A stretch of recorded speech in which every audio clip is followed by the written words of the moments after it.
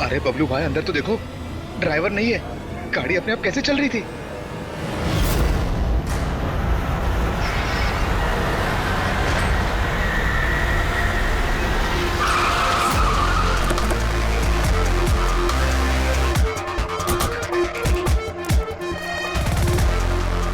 सलाम साहब। क्या बात है? एक्सीडेंट के केस में सीआईडी को बुलाया तुम लोगों ने? सर मुझे लगा है नॉर्मल एक्सीडेंट नहीं है, इसीलिए। क्यों? ऐसा क्यों लग रहा है? सर आइए खुद ही देख लीजिए, आइए।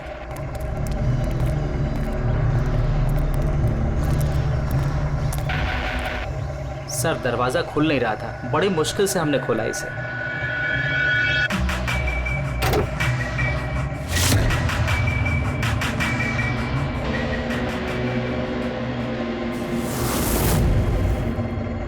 ये पहले किसने देखा? सर इन लोगों ने। मैं देखता हूँ। किसने देखा था पहले? क्या हुआ था? सर ऐसा पहले कभी देखा ही नहीं। गाड़ी में ड्राइवर नहीं था सर। गाड़ी में ड्राइवर नहीं है तो गाड़ी अपने आप चल रही थी। अरे यार साफ साफ बताओ भाई। हाँ सर, गाड़ी में ड्राइवर नहीं दिखाई दिया और गाड़ी जाके सीधे पेड़ से टकरा गई। अरे क्या बात कर रहे हो? गाड़ी के अंदर ड्राइवर है, मना पड़ा है। नहीं सर, सच में गाड़ी में ड्राइवर नहीं था, नहीं तो ये गाड़ी मेरी भी गाड़ी को टकराते हुए बच गई। लाश की हालत से तो लगता है कि गाड़ी काफी स्पीड में थी। सर गाड़ी बहुत स्लो थी, लेकिन इतनी स्लो में कोई मर कैसे सकता है? गाड़ी भी ऑटोमेटिक है, हर चीज ऑटोमेटिक है, सेफ्टी डिवाइस भी ठीक है।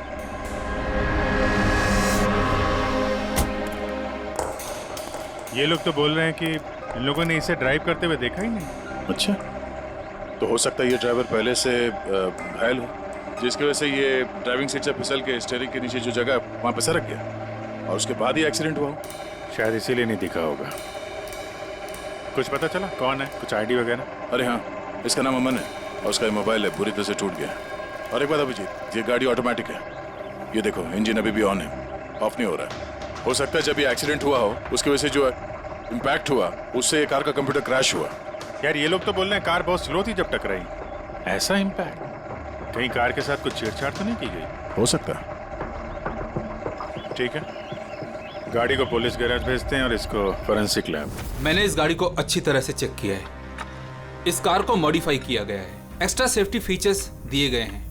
एक्स्ट्रा सेफ्टी फीचर्स जैसे कि? जो आम गाड़ियों में होता है उससे कहीं ज्यादा, जैसे कि एक्स्ट्रा एयर बैग्स, अच्छी क्वालिटी के शॉकअप्स, ज्यादा मजबूत कांच और अच्छी क्वालिटी के ज्यादा मजबूत सीट बेल्ट।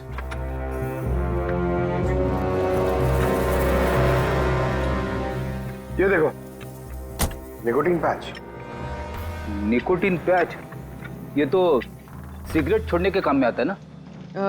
हम गाड़ी के सिस्टम को कंप्यूटर से लिंक कर सकते हैं? जी हाँ मैडम, एक मिनट।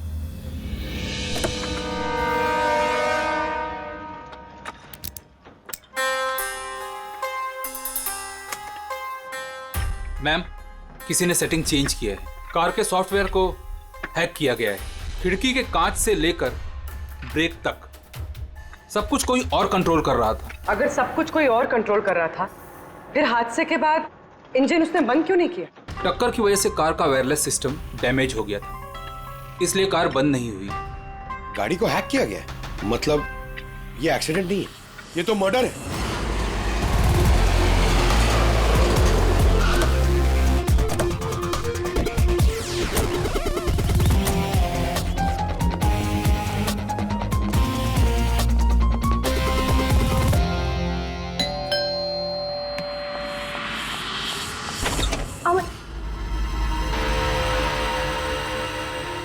आप लोग? सीआईडी।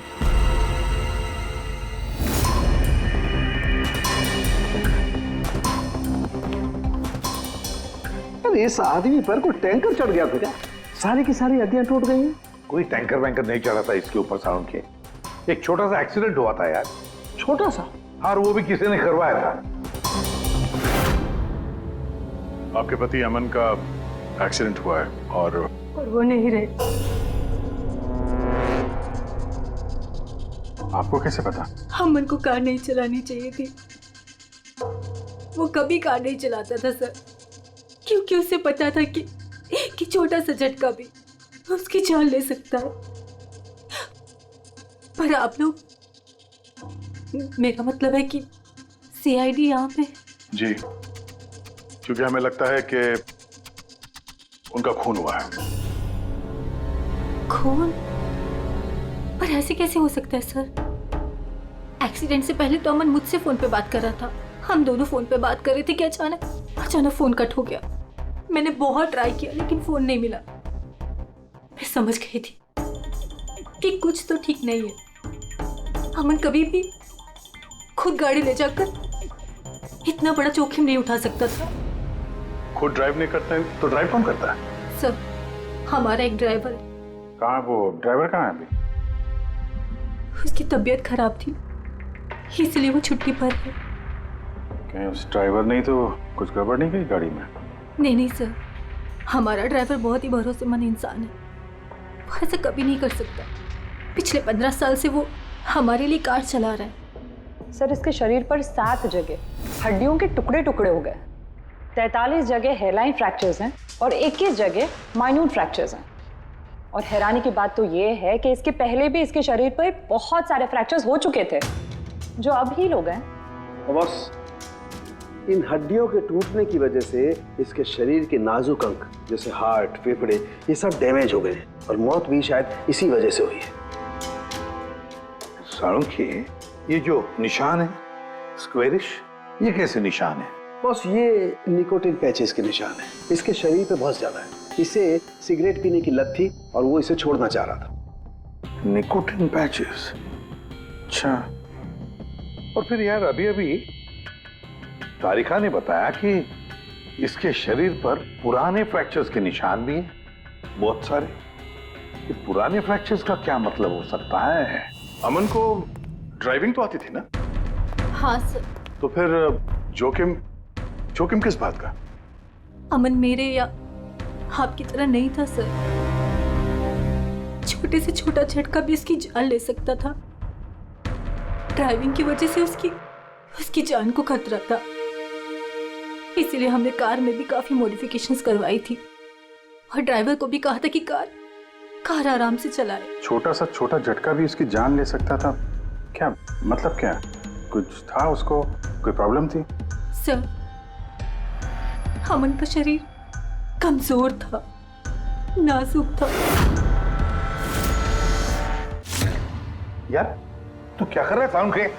अरे तू ये ऑस्टियोजेनेसिस इम्परफेक्ट है। ऑस्टियोजेनेसिस इम्परफेक्ट मतलब ब्रिटल बोन डिजीज? एग्जैक्टली, भंगुर अस्थि रोग। मतलब इसकी हड्डियां भंगुर हैं। और इसीलिए बॉस, इसकी हड्डियों को अगर जरा सा भी झटका लगे तो चकनाचूर हो सकती हैं। 25 से ज्यादा बार उसके फ्रैक्चर्स हो चुके थे। हमेशा खतरा रहता था उस पे। मुझसे जितना हो सके मैं उसकी सुरक्षा का ख्याल रखती थी ताकि उसे कोई झटका न लगे। घर में, कार में हमेशा उसकी सुरक्षा का ध्यान रखती थी। यहाँ तक कि जब अमन को पता चला कि सिगरेट पीने से हड्डियां कमजोर होती है तो अमन ने पूरी कोशिश की सिगरेट छोड़ने की। तभी इतने मामूली एक्सीडेंट से भी ये हाल हो गया था शरीर का। लेकिन वो अचानक गाड़ी लेके कहाँ गया था? सर, मुझे नहीं पता, लेकिन जब वो अकेला गाड़ी लेकर चला गया तो मुझे उसकी बहुत चिंता हुई और मैंने अमन को फोन किया। हेलो अमन। या बेबी बोलो। अच्छा, तो तुम खुद ड्राइव कर रहे हो। तुम्हें पता है ना तुम्हारा ड्राइव करना कितना ज्यादा खतरनाक है, लेकिन तुम मेरी बात सुनते तक नहीं।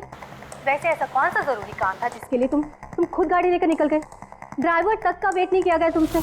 जरूरी था स्वीटहार्ट, लेकिन तुम परेशान मत हो, मैं गाड़ी आराम से ही चला रहा हूँ। अमन, मुझे ऐसा क्यों लग रहा है कि तुम मुझसे कुछ छुपा रहे हो? देखो सुप्रीति, मैं मानता हूँ कि मैं सारी बातें तुमसे शेयर नहीं कर पा रहा, लेकिन इसका मतलब ये नहीं कि तुम उल-झुल बातें सोचने लग जाओ। है कुछ प्रॉब्लम्स, मैं उन्हें सॉल्व कर लूँ, फिर तुम्हें सब कुछ बता दूंगा। प्रॉब्लम्स? तुम अभी क्यों नहीं बता सकते मुझे? क्योंकि ये सब खतरनाक है, वो लोग बहुत खतरनाक हैं, मैं तुम्हें नहीं बता सकता। खतरनाक लोग? Oh no. अमन, हेलो। कौन सा प्रॉब्लम? और ये किन खतरनाक लोगों की बात कर रहे थे वो? कुछ पता है आपको? सर, मैं कुछ नहीं जानती। अमन की किसी से कोई दुश्मनी, कोई बिजनेस राइवलरी वगैरह? इस बारे में मुझे कुछ भी पता नहीं, लेकिन हाँ, मयंक और नेहा आपकी शायद कुछ मदद कर सकते हैं। मयंक और नेहा?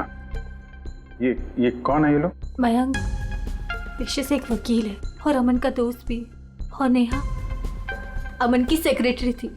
अच्छा, ये मयंक का ऑफिस कहाँ है? अमन सर का खून? आप? मैं नेहा, अमन सर की सेक्रेटरी। लेकिन अमन की मौत तो एक्सीडेंट में हुई है ना?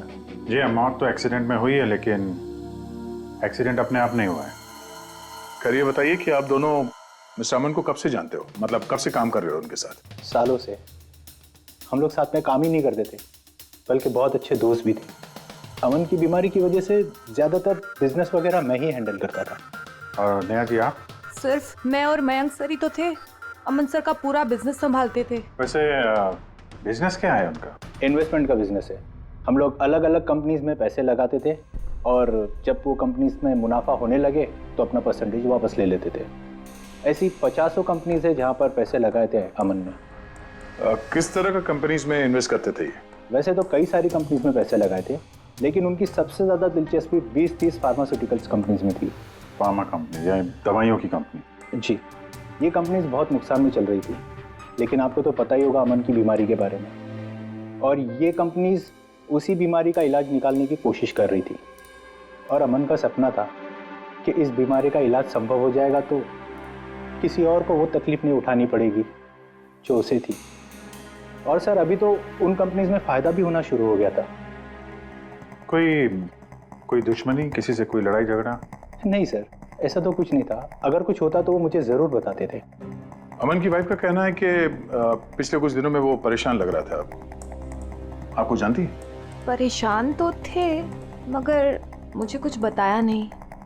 मुझे लगा काम का प्रेशर होगा बस। आपने बताया था कि दवाइयों की कंपनी जो नुकसान में चल रही थी, उनमें से कुछ को फायदा होने लगा था। सबको नहीं सर, शायद एक को। मुझे उसकी डिटेल चाहिए। जी, मुझे अकाउंट चेक करना होगा। ठीक है। और मुनाफे के अलावा कोई ऐसी बात जो आपको अलग लगी या फिर कुछ अजीब सी हो, वो भी बता दीजिएगा।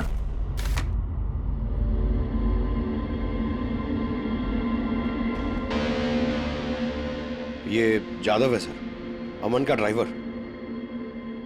काफी परेशान लग रहा है वो। देखते हैं।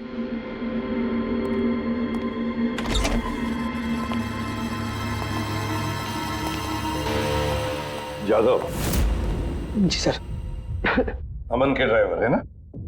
जी सर। क्यों, छुट्टी पर क्यों गए थे तुम? साहब बीमार हूँ और अमन सर ने मुझे खुद छुट्टी दिया था। मिस्टर अमन को तुम ही लेके जाते थे ना? जी मैडम, अमन सर मेरे साथ ही जाते थे। कभी वो कोई टैक्सी वगैरह नहीं लेते थे। तो फिर तुम तो हमें बता सकते हो कि अमन साहब कहाँ कहाँ जाते थे, है ना? जी जी। ये देखो जादव, ये जगह पर उनकी मौत हुई थी। अब ये जो रास्ता है, ये कहाँ पर जाता है या फिर वो इस रास्ते पर कहाँ जा रहे थे, ये तुम्हें पता है? मुझे नहीं पता है। देखो, हमें पता है कि तुम इसके बारे में जानते हो। तुम्हारी भलाई इसी में है कि सीधे सीधे बता दो। जी मैडम। सुप्रीति मैडम से कुछ कहिएगा मत। वो सड़क के कुछ दूर पे एक मोटेल है, वहाँ हमेशा वो बार बार जाते थे। मोटेल में बार बार जाते थे? क्यों, इससे मिलने जाते थे? जी साहब, एक मैडम थी।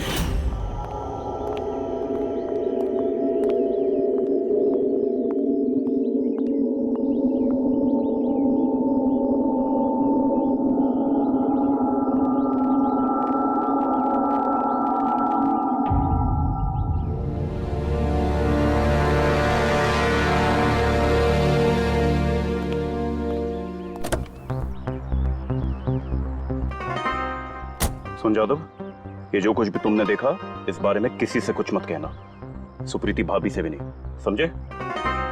ओके? जी सर। मैडम थी। मतलब अमन का उस औरत के साथ चक्कर चल रहा था। जी छोटी मुंह बड़ी बात, साहब छुप छुप के उस मैडम से अगर मिलते थे तो इसका मतलब तो यही निकलता है। अमन उस औरत से मिलने जा रहा था जब यह हादसा हुआ। तो हो सकता है वो औरत अब भी वहीं पर हो, उसी मोटल में। चलकर मिलना पड़ेगा इस औरत से।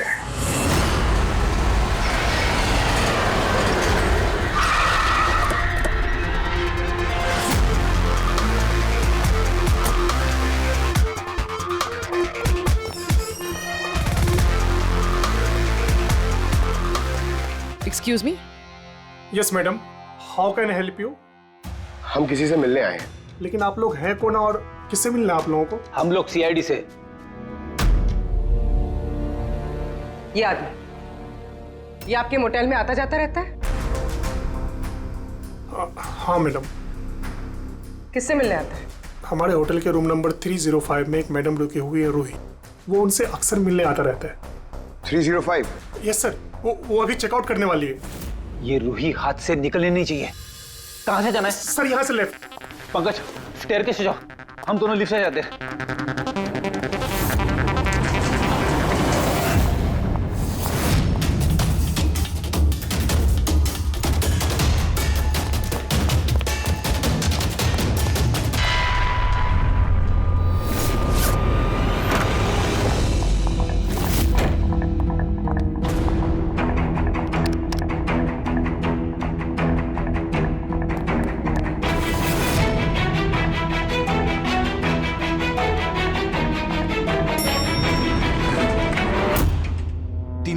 सर उधर।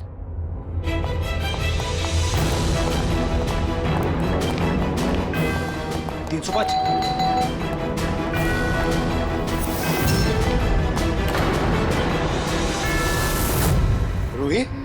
नो। ए, रुको। पूर्वी! रूही, मुझे मत मारो, मुझे मत मारो प्लीज। रुको। रूही, रूही, रूही, रूही, रूही, रुको, रूही।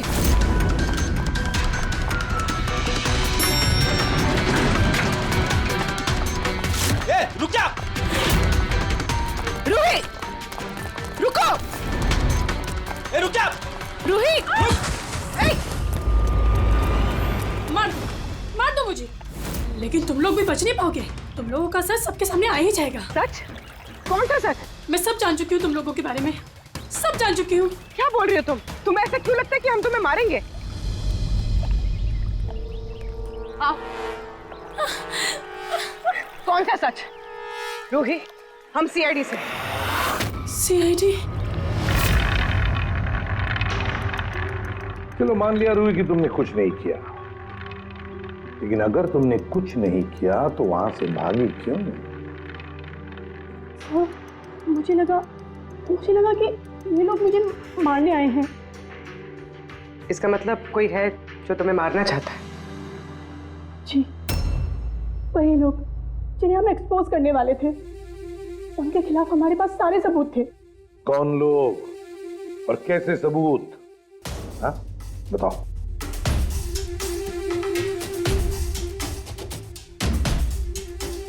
इसे तुम जानती हो ना, यमन है ना, इसी के साथ तुम मिलकर काम करती थी, इसी के साथ मिलकर तुम उन लोगों को एक्सपोज करने वाली थी जिसकी वजह से अमन की जान चली गई। देखो रूही, अब शायद तुम्हारा नंबर है, वो लोग तुम्हें मारेंगे। सर मैं मरना नहीं चाहती, मैं मरना नहीं चाहती सर। तो फिर बताओ, बताओ जल्दी, कौन लोग हैं वो? उनका राज छुपाने से वो तुम्हें छोड़ेंगे नहीं। सर,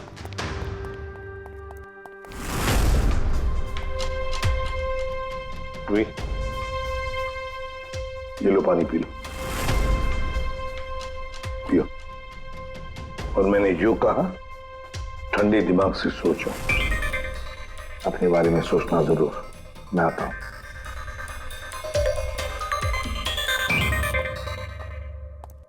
घबराई हुई है, डरी हुई है। लेकिन अब डरने की क्या जरूरत है सर? अब तो सीआईडी के पास है वो। लेकिन सर वो हम पे भरोसा नहीं कर पा रही। थोड़ा वक्त लगेगा। से जो अमन का वकील है मयांक, उससे क्या पता चला? सर अमन ने बहुत सारी दवाई की कंपनियों में पैसा लगाया था, लेकिन वो सब की सब घाटे में चल रही थी। एक कंपनी है जिसने अभी अभी फाइनली फायदा करना शुरू किया था, CRM फार्मास्यूटिकल। और सर ताजुब की बात यह है कि अमन ने पिछले हफ्ते ही इस कंपनी के साथ जितने भी डीलिंग्स है वो सब तोड़ दिए, और मयंक भी इस बात से काफी हैरान था। सर वही तो समझ में नहीं आ रहा है कि इस अमन ने जब ये कंपनी लॉस में जा रही थी तब उसके साथ तो डील नहीं तोड़ा, और जब ये कंपनी प्रॉफिट कर रही है तब डील तोड़ने जा रहा है। और सर वो मयंक से कभी कोई बात छुपाता नहीं था, उसने ये बात मयंक को बताई भी नहीं। हाँ सर, मयंक ने उसका भरोसा तोड़ दिया होगा सर। आओ जरा। रोहित, CRM फार्मास्यूटिकल्स के साथ जो अमन की डील थी वो तुम्हारी वजह से कैंसिल हो गई है ना? वरना उसके पास ऐसी कोई वजह तो थी नहीं। अब सच सच बता दो कि डील तुमने क्यों तोड़वाई? क्योंकि उसने मेरे भाई का खून किया। भाई का खून? सर, मैं जिस शहर से आई हूँ उस शहर में बहुत पोल्यूशन है। मेरे भाई को पोल्यूशन से बहुत एलर्जी थी, उसे सांस लेने में बहुत तकलीफ होती थी। वो तो सिर्फ दवाइयों पर ही जिंदा था। एक मिनट, और वो दवाइयाँ थी CRM फार्मास्यूटिकल कंपनी की, हैं? जी सर, और सबकी सब नकली थी। मेरे भाई के ऊपर कोई असर ही नहीं कर रही थी, और ये बात हमें बहुत लेट पता चली और मेरे भाई की जान चली गई। तुम्हें कैसे पता चला कि वो दवाई नकली थी? सर, मैं खुद एक प्राइवेट कंपनी में केमिस्ट हूँ। जब ये दवाइयाँ मेरे भाई पर असर ही नहीं कर रही थी तो मुझे शक हुआ कि क्या बात हो सकती है, तो मैंने उन दवाइयों को खुद से टेस्ट किया और मेरा शक बिल्कुल सही निकला। सारी दवाइयाँ नकली थी। नकली थी मतलब? सर, हर एक दवाई एक खास केमिकल से बनती है, और जिस दवाई की मेरे भाई को जरूरत थी वो केमिकल तो उस दवाई में था ही नहीं, जिसकी वजह से वो दवा उस पर असर भी नहीं कर रही थी। और अमन इस कंपनी में एक इन्वेस्टर था। जी सर, इसलिए मैं उससे मिलने भी गई थी, लेकिन वहां जाके पता चला कि इसमें तो उसका हाथ है ही नहीं, और उसने मुझसे प्रॉमिस किया कि वो मेरी इसमें मदद करेगा। अरे सर, आप यहाँ कैसे? कोई काम था क्या? हाँ, ये मेरी असिस्टेंट रूही है। हेलो। इसे देखना था कि दवाइयाँ कैसे बनती हैं। देख सकते हैं? कैसी बात कर रहे हैं सर? आपको कैसे मना कर सकते हैं? आइए मैं दिखा देता हूँ आपको। एक काम कीजिए, आप मेरे साथ बॉस के यहाँ चलिए, रूही अपने आप देख लेगी। रूही तुम जाओ। मैम आइए। एक मिनट सर, ज्यादा आगे मत जाना, आप यहीं तक देखना। आइए सर, मैं लेकर चलता हूँ। आप आइए। आइए सर।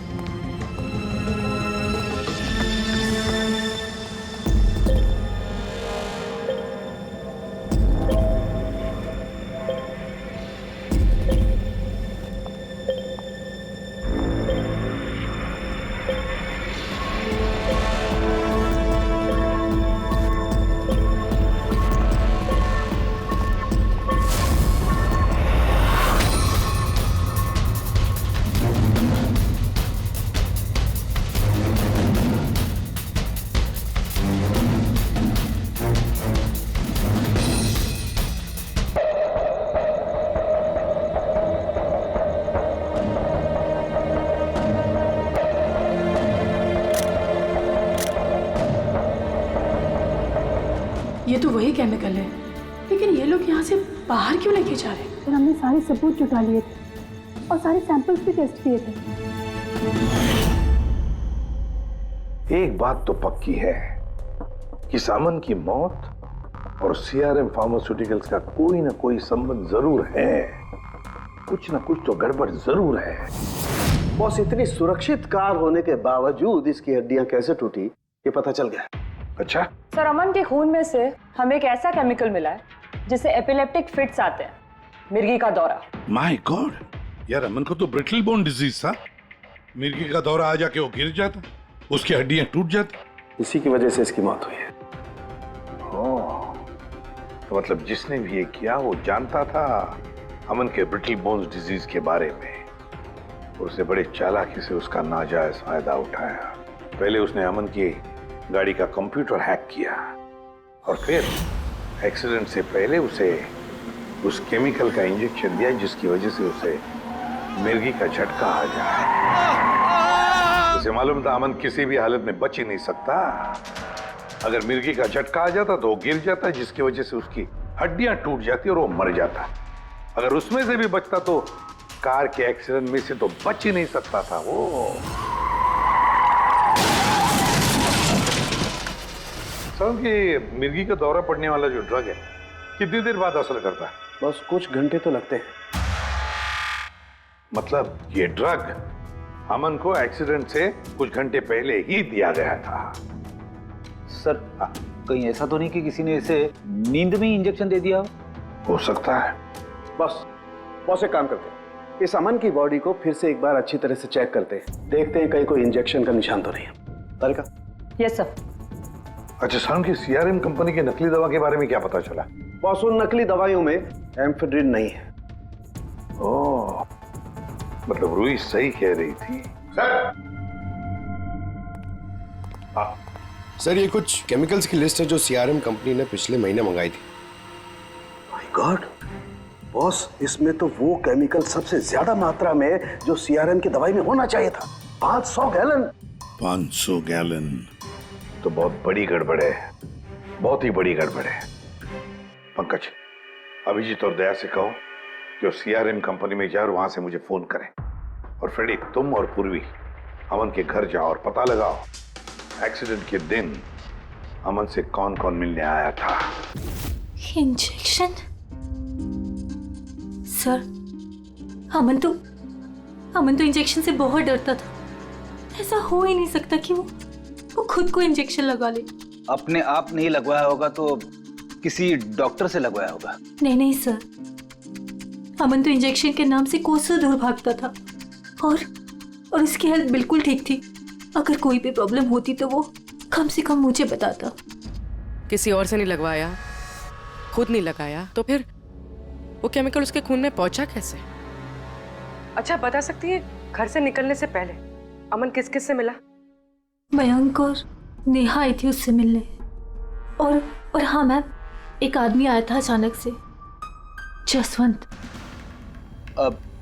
जसवंत? ये जसवंत कौन है?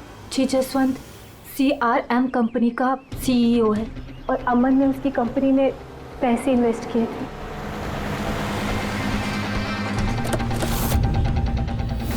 मिस्टर जसवंत, आप अमन के घर गए थे उससे मिलने के लिए उसके एक्सीडेंट के कुछ घंटे पहले? जी सर, मैं गया था लेकिन मिल नहीं पाया था। तो दरअसल उनकी वाइफ ने मुझे बताया कि वो सो रहे, तो मैंने सोचा वो शायद मुझे अवॉइड करना चाहते होंगे, तो मैं वापस चला आया। पापा, अमन ने हमारे बिजनेस डील कैंसिल की, फिर भी आप उससे मिलने गए थे? जी बेटा, क्योंकि मैं उनको वापस लाना चाहता था। सर वो हमारी नई यूनिट के लिए बहुत जरूरी था। तो जसवंत जी, जब आप अमन से मिलने उसके घर गए तो वाइफ सुप्रीति के अलावा वहां कोई और भी था? मैं जब गया तब तो वहां कोई नहीं था, लेकिन हाँ जब मैं वहां से निकला तो उनके लॉयर मिस्टर मयंक और सेक्रेटरी नेहा, वो दोनों जरूर उनके घर आए थे। अच्छा ठीक है, thank you very much.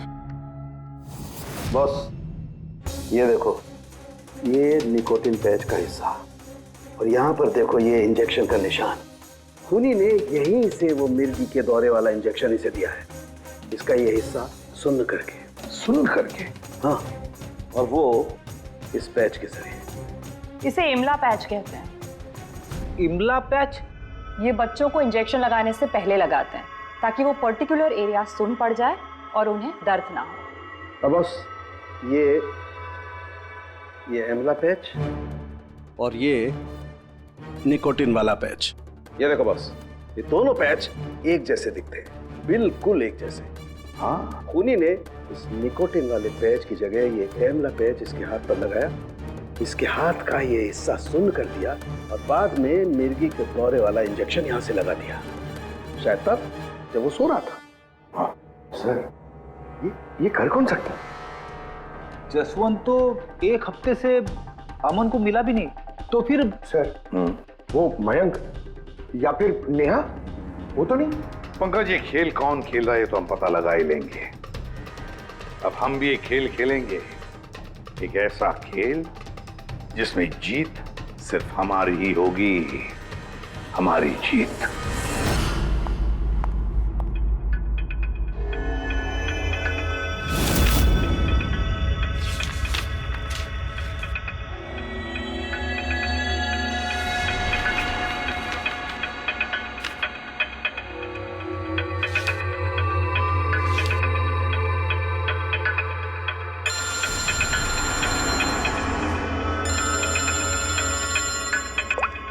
Hello, मेरा कुरियर तो तुम तक पहुंच गया होगा।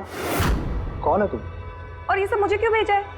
तुम लोगों ने अमन को तो मार डाला, लेकिन तुम लोग मुझ तक नहीं पहुंच सकते। अगर तुम लोग चाहते हो कि मैं अपना मुंह बंद रखूं, तो मुझे 5 करोड़ रुपए देने होंगे। ये क्या बकवास कर रही हो? मुझे इन सब के बारे में कुछ नहीं पता। वो तो जब ये सबूत पुलिस तक पहुंच जाएंगे तो तुम्हें खुद ब खुद पता चल जाएगा कि मैं क्या कह रही हूँ और क्या बोल रही हूँ। देखो देखो देखो, मैं कुछ इंतजाम करता हूँ, मुझे थोड़ा सा टाइम दे दो। ठीक है, तुम्हें 2 दिन का वक्त मिलता है, मैं फिर कॉल करूँगी।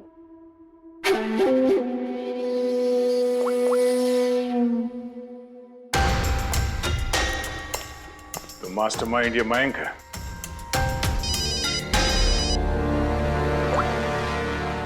Hello Abhijit sir. सर मैं मयंक बोल रहा हूँ। सर मुझे एक कोरियर आया और एक लड़की का फ़ोन भी आया और उसने मुझसे 5 करोड़ रुपए मांगे, तो मैंने सोचा ये बात आपको बता दूँ। नहीं नहीं, बहुत अच्छा किया तुमने, मैं देखता हूँ। Thanks. Thank you so much. Mayank का फोन था। उसने उस कुरियर रूही के बारे में बताया सर। और उसने ये भी कहा कि उसने जानबूझ के समय मांगा ताकि हम इस तक पहुंच सके। तो ये मयंक नहीं बल्कि कोई और ही है।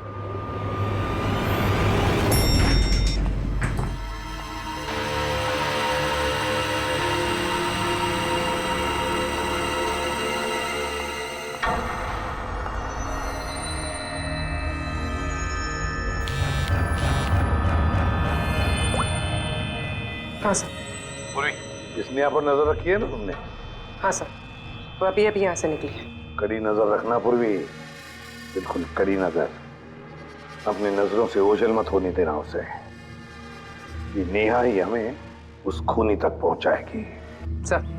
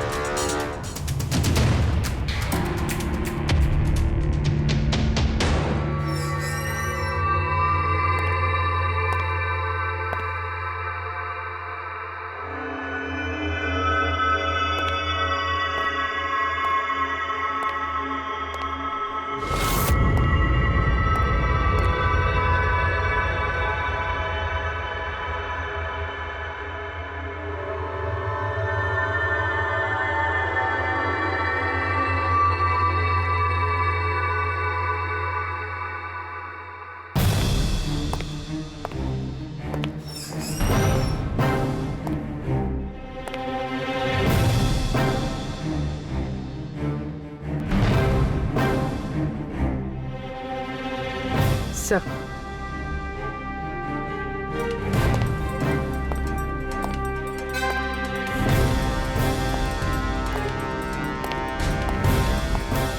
क्या हुआ? इतनी जल्दी में क्यों बुलाया? क्या है ये सब? ये सब क्या है? तुमने तो कहा था कि किसी को कुछ पता नहीं चलेगा। फिर हमारे बारे में ये लड़की सब कुछ कैसे जानती है? डोंट वरी बेबी, मैं सब संभाल लूंगा। मैं हूं ना। जैसे उस अमन को ठिकाना लगाया वैसे इस लड़की को भी ठिकाना लगा दूंगा। तुम टेंशन मत लो, ओके?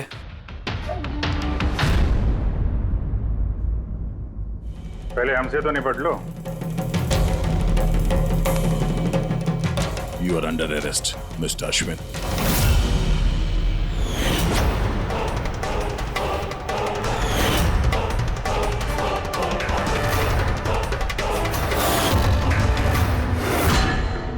अश्विन के पास तो वजह थी, तुमने अपने बॉस का खून क्यों किया?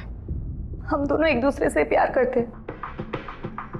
जब मुझे पता चला कि अमन सर सीआरएम फार्मास्यूटिकल की जांच कर रहे हैं, तो ये बात मैंने अश्विन को बता दी ताकि वो लोग अपनी गलतफहमियां दूर कर सके। लेकिन इसने तो अमन को ही दूर कर दिया। क्यों अश्विन? मैं जानता था कि अमन को कुछ समझाने का कोई फायदा नहीं होगा। वो तो हमें जेल भिजवा के ही रहता। तुमने मेरे भाई को मारा, अमन का खून किया और ना जाने कितने मासूमों की जान ली होगी तुमने अपनी इन नकली दवाइयों से। बिजनेस में बहुत घाटा हो रहा था, नुकसान पे नुकसान हो रहा था। डैड नहीं मानते, इसलिए उनको बिना बताए मैंने केमिकल्स को नॉर्थ इंडिया के प्लांट में भेजना शुरू कर दिया। उससे हम नशा बनाते थे, थोड़ा प्रॉफिट हो ही रहा था कि अमन ने सारा खेल बिगाड़ दिया। सिर्फ फायदे के लिए दवाइयों की जगह पे तुम ये जहर बनाने लगे थे, हाँ?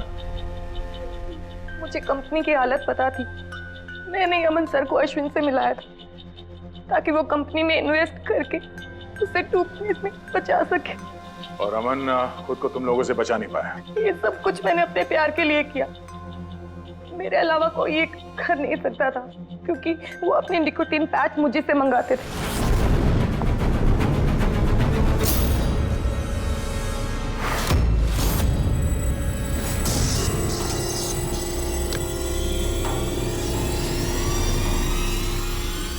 उसके अगले दिन जब हम अमन के घर पर गए। अरे आप ही गए? पर अमन तो सो रहे हैं। अगर कुछ इम्पोर्टेंट काम है तो मैं जगा देती हूँ। नहीं, कोई बात नहीं, हम इंतजार करेंगे। ओके, मैं अभी आती हूँ।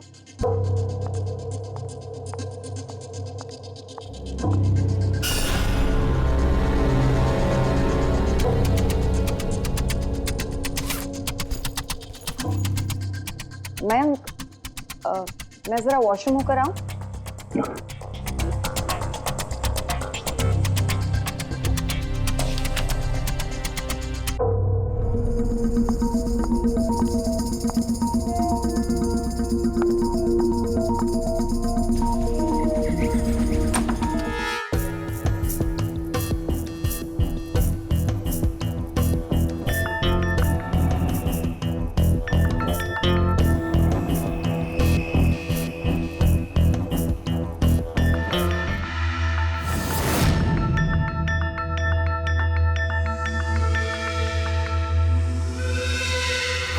और वो दौरा उसकी कमजोर हड्डियों के लिए जानलेवा बन गया। और तुम चीफ टेक्नोलॉजी ऑफिसर, तुमने रिमोट कंट्रोल से अमन के कार के कंप्यूटर को हैक कर दिया और उसका एक्सीडेंट करवाया। कमाल का दिमाग पाया है तुम लोगों ने, कमाल का दिमाग। काश यही दिमाग किसी अच्छे कामों में इस्तेमाल करते तो देश का भला हो जाता, समाज का भला हो जाता। पर नहीं, तुम्हारे इस टेढ़े दिमाग ने दो मासूम लोगों की जानें ली और पता नहीं कितने सैकड़ों लोगों की मौतें हुई तुम्हारी इस गलत दवाइयों की वजह से। तुम्हें तो कड़ी से कड़ी सजा होगी, शायद फांसी होगी तुम्हें।